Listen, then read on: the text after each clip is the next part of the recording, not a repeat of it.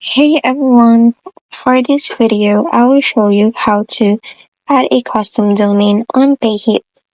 First, go to Payhip site, then log into your account. After that, on the upper ribbon, click on Store, then go to Domains. And as you can see, it says here that custom domain has not been connected. What you need to do is click on Connect Existing Domain. Then it will show you steps that you need to do. First, you need to go to your DNS provider like GoDaddy or Bluehost.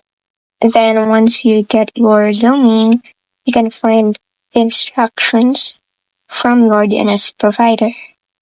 Then if you have now your domain, just paste your domain here, then click on Continue. And that's it.